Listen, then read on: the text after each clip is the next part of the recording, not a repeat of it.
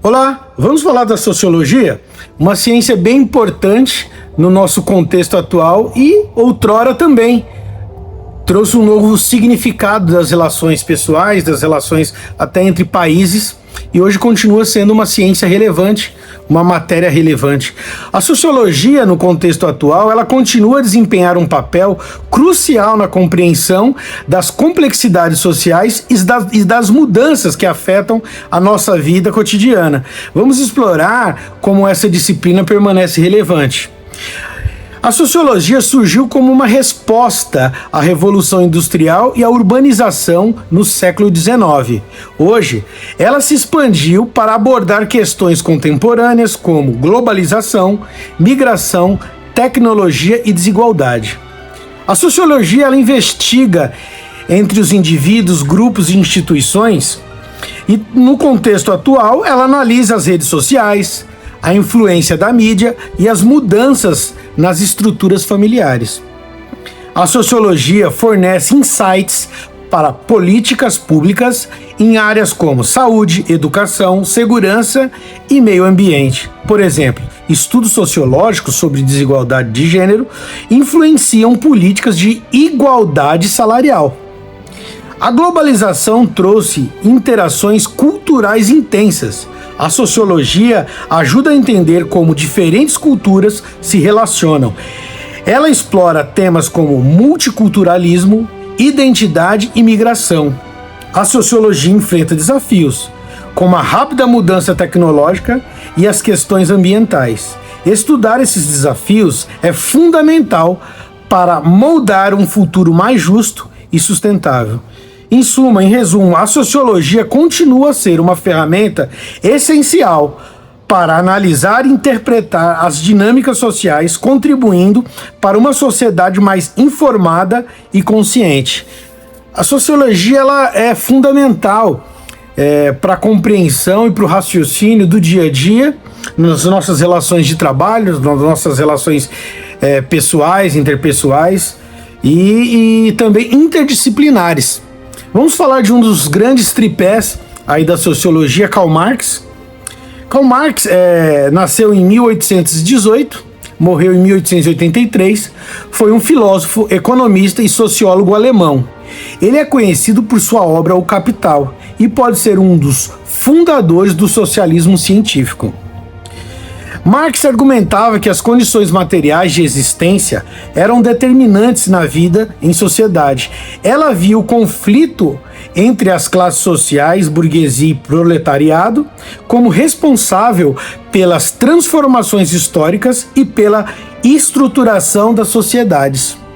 Marx enfatizava a luta entre as classes como motor da mudança social. Ele acreditava que o proletariado, eventualmente, se libertaria da opressão capitalista.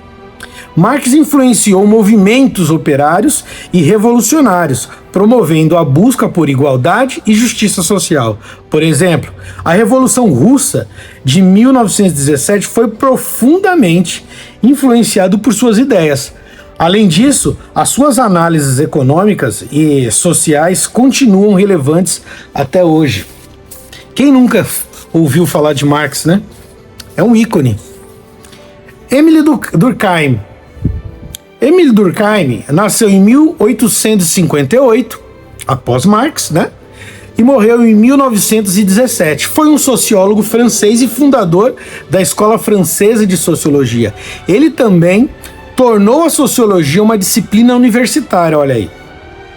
Durkheim via a sociedade como um organismo vivo, onde cada parte estava interligada, e ele estudou os fatos sociais como hábitos e normas que moldam a consciência coletiva.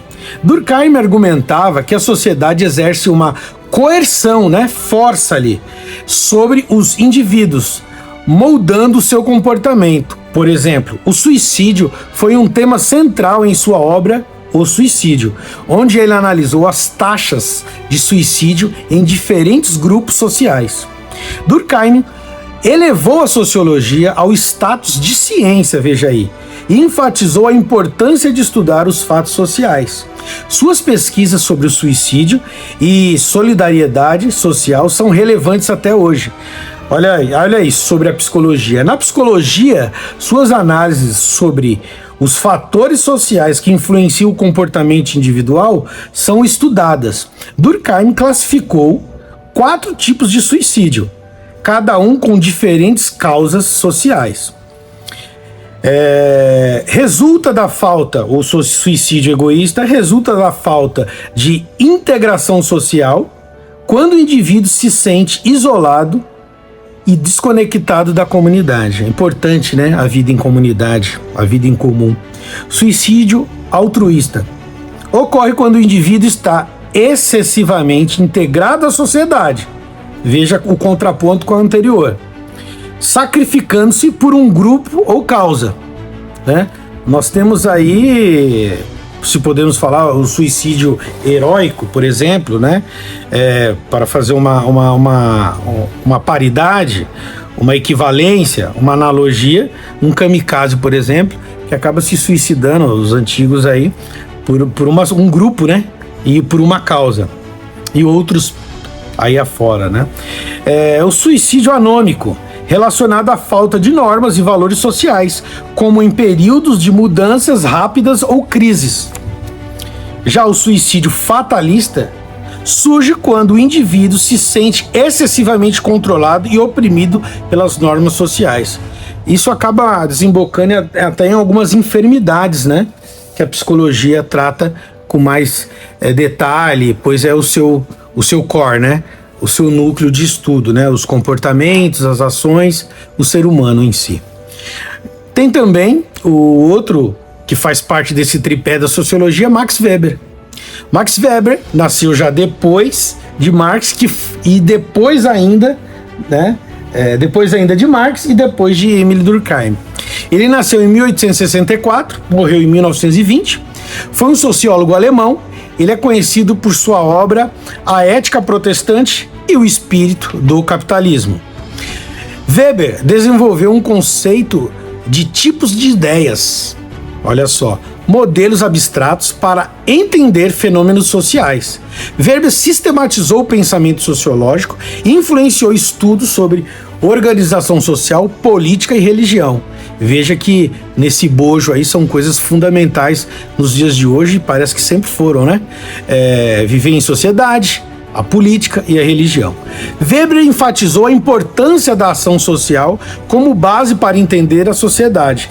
Ele acreditava que as ações individuais eram orientadas por outras ações e que a compreensão dessas interações era crucial para a análise sociológica. Na psicologia, olha, tentando enviesar aí um pouco na sociologia a psicologia. Essa abordagem se alinha com a compreensão dos motivos e intenções por trás do comportamento humano. A análise das ações individuais nos ajudam, né, a entender os processos mentais subjacentes. Weber introduziu o conceito de tipos de ideias, que são modelos abstratos usados para entender fenômenos sociais. Esses tipos não representam situações reais, mas servem como ferramentas analíticas. Um apoio, né? Na psicologia, podemos aplicar essa ideia ao criar perfis, né? Ou categorias para entender diferentes personalidades, comportamentos ou atitudes.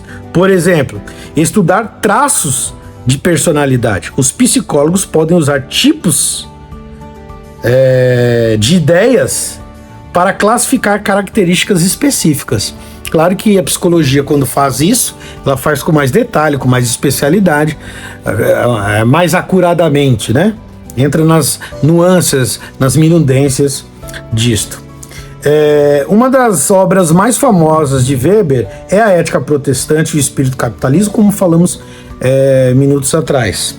Nela, ele explorou a relação entre a ética religiosa protestante, principalmente o calvinismo, né? Hoje o calvinismo nós conhecemos principalmente pelas igrejas presbiterianas, né? São os maiores expoentes do calvinismo, né? Por exemplo, uma universidade que é bem influenciada por isso é a Universidade Mackenzie, onde eu também tive a boa experiência em estudar, e o desenvolvimento do capitalismo. Na psicologia econômica, essa análise é relevante. Ela nos lembra que crenças religiosas e valores individuais podem influenciar nossas atitudes em relação ao trabalho, ao sucesso financeiro e à acumulação de riquezas. Verdade. João Calvino falava sobre isso. E na nossa faculdade, por exemplo, na UNASP, né, nós temos aulas que fazem link com isso. Cosmovisão cristã, né? Qual é a nossa cosmovisão sobre a vida, sobre a religião, que pauta todas as outras áreas da nossa vida, como aqui diz Weber. Então a sociologia se aproveita disso e a psicologia, claro, também naquilo que é útil e é possível, também utiliza. Né? E no UNASP isso nós vemos com muita veemência, algo muito bom, esse link, né? Nossos professores sempre trabalham de uma forma equânime e de uma forma a interligar as disciplinas, e isso faz todo sentido para quem participa dessas aulas. Weber não era um psicólogo, mas suas ideias têm implicações psicológicas significativas. Ele nos lembra que a sociedade e a mente humana estão intrinsecamente ligados, olha só, ao estudo da psicologia social. Podemos aplicar seus conceitos para entender como as normas sociais, a religião e as estruturas organizacionais afetam o nosso comportamento e as nossas escolhas. Então, como vemos, a psicologia ela pode se aproveitar, né, da nossa ciência sociológica, né? E assim como a sociologia também, nos dias de hoje, usa algumas formas, alguns eventos, alguns estudos, algumas matérias da psicologia. E essa interligação é importante. Essa foi a nossa aula, bem breve, mas nuclear, desse viés da sociologia que desemboca no comportamento humano, desemboca nas religiões, nas estruturas das sociedades, nas camadas sociais. E com isso ficamos por aqui. Tenha um ótimo estudo aí para você.